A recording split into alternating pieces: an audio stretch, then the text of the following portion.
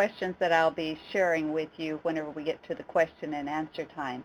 But right now, I'd really like to introduce two principals from Bing Schools, Jana Davis and Vicki Wilson, who participated in an educators and data use workshop that was led by Ellen and Diana, and then have been provided some follow-up technical assistance to implement a data literate culture in their school. And we asked them to share how they began their journey to become this type of school. And we're saying began because I know that they're going to tell you, I know they've told me several times, they're still on this path to get it throughout the whole school. Jana is a principal at Homer Elementary for grades 2 through 5. She began her career as a business teacher and a physical education teacher, and has a bachelor's and master's degree from East Central University, and has been an administrator since 1994. She's also been an educational diagnostician. She's taught in the elementary setting, coaching junior high and high school basketball and softball. And one of the things that I loved whenever I'm visiting with her is she often says, I'm blessed to work with the most amazing people, and together we are making each day the very best it can be for 627 precious students. And her cohort and partner in crime, they work so well together, is Vicki Wilson. She is the early childhood through first grade principal at the same elementary school, and they work so well together. She's been at Bing Schools for 16 years and taught a variety of levels, becoming a principal in 2006. She has a bachelor's degree in business administration from the University of Oklahoma, multiple teaching credentials and multiple subject teaching credentials from Patton University, and a master's degree in school administration from East Central University. She's also received the National Board Certification in Childhood Education. And something I want to encourage you, we've had questions put in the chat pod. Please continue to put them there, and I will capture them and ask our principals and Ellen and Diana toward the end. Are we ready, ladies? Yes, you're ready. Okay. This is Vicki Wilson. I'm sitting here again, as Heidi said, with my co-principal, Jana Davis, and we are lucky to work at Homer Elementary with our 600 students. We're on our 9th year of being co-principals together here at our site. Our school district is a small rural district of about 1,700 students, so we do have challenges of being a small school, but we are lucky to have great school leadership and a superintendent that is very supportive of us, so in all of our endeavors. We are a typical elementary school that, year after year we work all year and we look at those CRT tests in the spring, and that data is essential to us. Not only does it show up on our school report card in the state of Oklahoma, but it also helps us know every year at the end of the year what students actually, what their proficiency level is in our 3rd, 4th, and 5th grade students. Additionally, the data that we look at year after year is DIBELS data and other data that is required for our Reading Sufficiency Act in our state, in Oklahoma. That data, again, is looked at the beginning of the year and at the 3 benchmarks throughout the year, fall, winter, and spring, to determine which of our students need intervention. So I might just add here that while at the beginning of every school year at back-to-school staff development meetings, Jan and I would share data with our staff. Often it would be at the beginning of the year that we would share that data, and in hopes of course, having conversations about that changing instruction.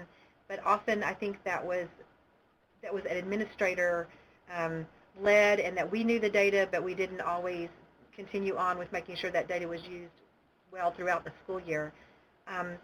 What happened, again, we are required by the state of Oklahoma, which is a great thing for our kids that we are required to do this, but those students at our school, grades kindergarten through 3rd grade, who do not meet a benchmark to be on level for reading, we're required to show intervention for those students. Intensive students have to receive an additional 45 minutes of instruction a day, in addition to the 90-minute reading block, and our students that have strategic intervention needs receive 30 minutes a day. So we knew that we had to take that data and make a plan for how we were going to provide intervention. So at our school, much of the data has been used to figure out who needs intervention and how to provide it. What happened at our school was we began this school year and had primarily then been sitting those students who needed that extra help, either who didn't do well on the CRT test, who didn't reach proficiency, or students who were not at benchmark level in reading. We would send those students to an interventionist. So while the teachers were involved in knowing which students were going, it was more sending those students out to someone to provide that intervention. And of course, in the classroom, they would do small group things as time allowed, but much of that emphasis was put on the interventionist. Well, our school year began, and we lost a career teacher and had to plug our interventionist into a classroom, and all of a sudden we're without anyone to provide that intervention. So what has happened to us this school year is that we were forced to come up with a different model. And to do that, we of course had to involve our teachers because we didn't have the funds or even the personnel, had we had the funds, to provide that. So all this led us to having to include teachers because all of a sudden there was no interventionist and the teachers had to provide intervention, and we had to figure out how to use that data more practically. It was done by the interventionist before, and I think students, were the responsibility was often shared and teachers didn't feel ownership to it, but all of a sudden we had to rethink intervention as we knew it, and this just happened to coincide, thankfully, with our partnership with the CETL group this year and them encouraging us to look at data more carefully. I just wanted to interject there. I'm Jana, Vicki's other half, and she is together we some way make a whole. But I wanted to interject. It was so ironic. Vicki and I were sitting in her office in late June, early July, and we were going over, again, our CRT spring test scores, and year after year, we would look at these scores, this post-test data, and we would see those same students year after year.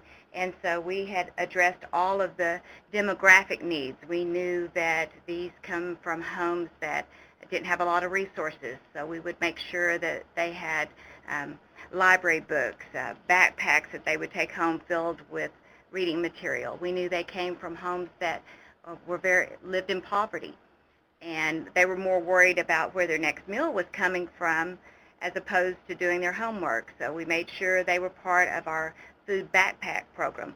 So we thought we had addressed all of these needs to help improve them, but we weren't. And we were sitting there discussing that this summer, and lo and behold, manna from heaven came down, and we had a phone call from Mr. Crabtree asking if we wanted to be a part of the CETL group. And they had experts in data that would help us, and it was such a blessing. And so we were so thankful that this came about, because there was a need. We weren't using our data correctly. We were using it more, or I was, for curriculum needs, looking how we could improve our curriculum instead of taking it and drilling it down to improve student achievement. One thing I might just add here, there was some ownership with teachers because, again, as I mentioned, we have a school report card in the state of Oklahoma, and we want to have a good report card. That report card is based primarily on our test scores, our end-of-the-year CRT scores from our students in 3rd, 4th, and 5th grades. And so we did have ownership there from our teachers because they wanted our kids to score well. We wanted to do well. And we also knew that part of that report card was being able to, a component of that score was being able to show gains in our lower 25 percentile of those students. So there was some ownership at the time, but because we all love our school and we love our kids and we want our kids to do well, yet we were passing that on often to the interventionists and thinking, or the special education teachers, I might add, thinking those students will get that extra help outside the classroom and I'll help where I can. But again, what happened when we lost that interventionist is that the ownership had to change, and we had to encourage our teachers to get on board with us and be willing to change and work differently and to be creative. And truly, the responsibility of analyzing our data had to shift, and real change we knew was going to have to come from the classroom. And with our new intervention plan that we still had to create, we knew that teachers who had previously used that data to identify students not reading at grade level were now going to have to use that data for what it was truly intended, and that was to form and mold specific instruction to improve student achievement. It went from our office, that data went from our office to the classroom, because now the classroom teachers were actually using that data to form their own intervention and to change student outcome. So it was no longer the responsibility of that reading interventionist. It became teams of teachers working together, sharing strategies, and the buy-in was there. Maybe out of necessity, but it was there. One of the things I might just interject here, one of the ladies had mentioned earlier that there are some things that really do help teachers have time and opportunity to share data and to plan. And several years ago, Jan and I have been together for 9 years, and one of the things we did shortly after we came, not the first year, we were smarter than that, but a few years in, we did reorganize our entire school schedule to allow for shared plan time. And had we not had that, I don't think we could have begun this process this year nearly as effectively as we have. So we did have that piece available to us where our teachers could sit daily, if necessary, for 45 minutes and have a shared plan time and begin organizing their own data. And that's how our data analysis really began, because in those grade level team meetings, everyone would bring their own data. And as you can see from that slide, we had numerous sources of data. I think it was Ellen referred to, you feel like you're drowning in all of that data. But the teachers organized it in a fashion for them that it was real to their classroom and real to their students. And there was something visual about seeing that data up there, and I think Mrs. Wilson's going to speak to this in a minute. But as we were in a grade level meeting with fourth grade, it was almost like one of those aha moments. And we had this big yellow sticky note up there, and we were identifying our students from the data that we had.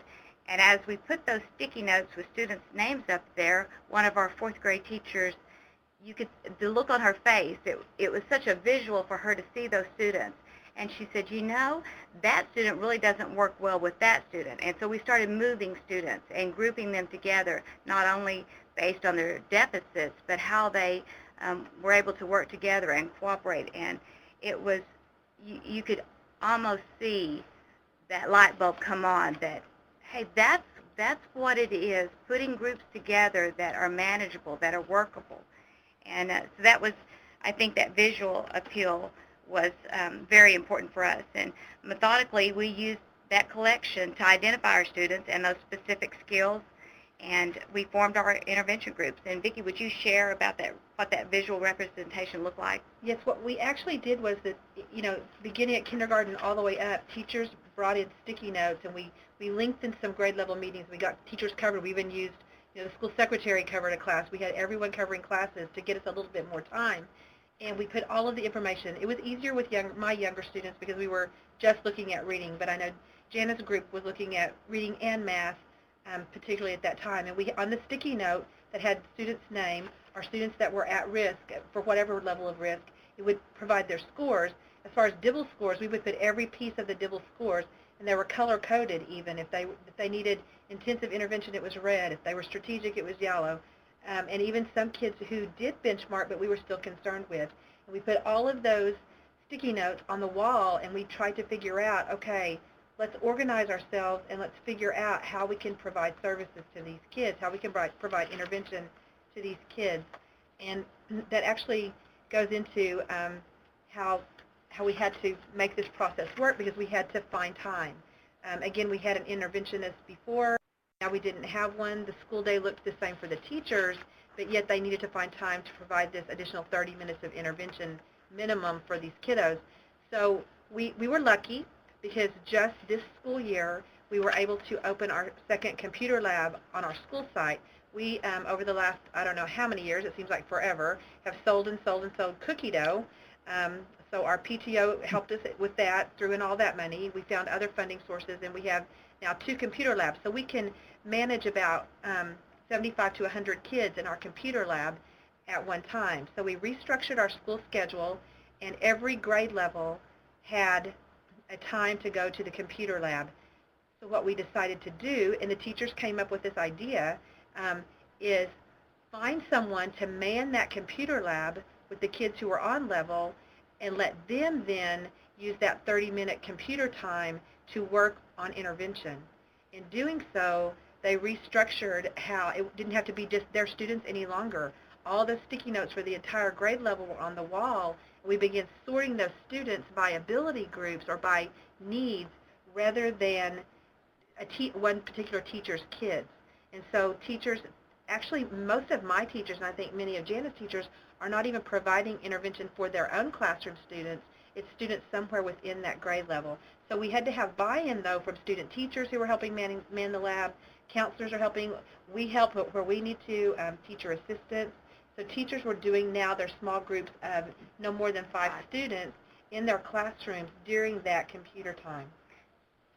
Speaking of small groups, Vicki, if you would speak to the group about our new students that would come into the school. That's a good point. One of the things that was always frustrating for teachers, and we've just had this happen after spring break, is students move in, and all of a sudden you're trying to find that student who perhaps may be needy a time with the interventionist, and that schedule is already established. Well, we learned it was much more simple to put that student in with a grouping immediately, and we could immediately meet the needs of any students in our school moving in or out. We used our teacher assistants, as I said, and we also began rearranging to even do some enrichment things, and that's probably another story for another day, but it's allowed lots of opportunities for us. We got very creative. Every minute is used in our school, which we always try to be good stewards of time, but I think even more so now than before. One of our teachers had asked me that typically our classroom teacher would take their class down to the computer lab and then come back and have intervention. And she stopped by the office one day and she said, can we get someone to pick our students up? Because that's taking a couple of minutes to walk down there and walk back, and we really want to get started. So they value that 30 minutes. They see what's happening, and I think that was eye-opening to know that their buy-in was so great that they were willing to give up more of their time just to be with the kids. One of the things, as Jana said, just the conversations that we're having with teachers that in shared plan time now, the conversations are mostly about sharing intervention strategies among each other, all the ideas they have, all the supplies that they're sharing between them. It's immediate because the kids will move between their rooms at that time, and they'll stand in the halls and shout across the hall to someone, have so-and-so student tell you how they scored today on their oral read. So they're sharing information in shared plan times. They're sharing it across the hall as we're moving around. And I think in those conversations, Jana, your teachers realize something. And it just happens that I'm doing the intervention for one of the 4th grade groups. And as we were working, one of the skills we had identified, just for an example, was fact and opinion. And as we were working in our groups about fact and opinion, we came together and we were just informally talking in the cafeteria of all places. And I said, you know what, these kids are really getting this. I don't understand why they're scoring low on fact and opinion year after year, because they get it. They understand it. And I said, that what I see is they don't have the vocabulary. And 2 of the other teachers said, oh my goodness, that's exactly what we were going to come tell you. Our kids know this. They know what a fact is. They can tell you what an opinion is. They can give you examples. What they get stuck on is the vocabulary. When they read the question in the test, it usually has some vocabulary that they're not aware of. They don't know what it is, and so that inhibits their ability to answer the question correctly. So that became our focus. We changed right midstream of our intervention and realized that vocabulary, that was our greatest need. And so that's been our focus, and I think from what we've been discussing, that's where we're going to start next year. We're just seeing, I think, that the intervention is just more precise and more deliberate and focused, and that mixing the kids, the groups are just more closely aligned, and kids then have more confidence to speak out, and they're enjoying being with other teachers as well. It's moving kids around our school, and we're just all sharing the process together. As far as monitoring, Jana, you want to just mention that? But as we were seeing the progress, but we wanted to monitor it to see if what we were doing was effective, what changes we needed to make.